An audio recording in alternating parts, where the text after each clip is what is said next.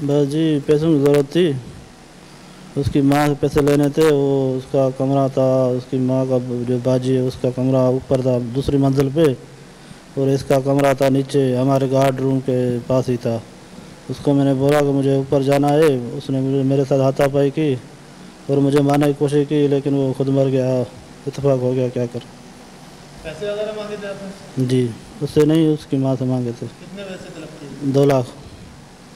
क्या करना था आपने 2 लाख रुपए? जी देने थे, कर्जा था गाँव में।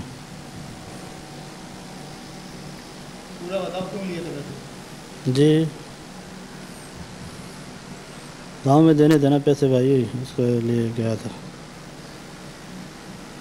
आप पीछे चढ़ गए।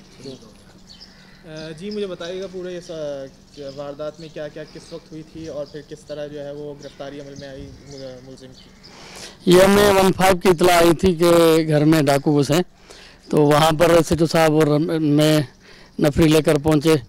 वहाँ पे पता चला कि यहाँ पे कत्ल हुआ है। तो हमने पूछा भाई किसको कत्ल किया है, बोला डीआईजी शोएब साहब के बेटे को कत्ल किया उसके गनमैन ने। तो हमने पूछा कातिल कहाँ पर है, तो कातिल को हमने ढूंढा। वो अंदर कमरे में दरवाज़ा बंद करके बैठा हुआ था, दरवाज़ा नहीं खोल रहा था। हमने ज़बरदस्ती दरवाज़ा तोड़ के इसको गिरफ्तार करके थाने में ले आए। और यहाँ पे उसने काफ़ी मीडिया आई थी, सबके सामने आपके सामने भी ये इंकशाफ किया है कि मैंने 2 लाख रुपया मांगे थे, पैसे न देने के बिना पर मैंने इसका कत्ल किया है।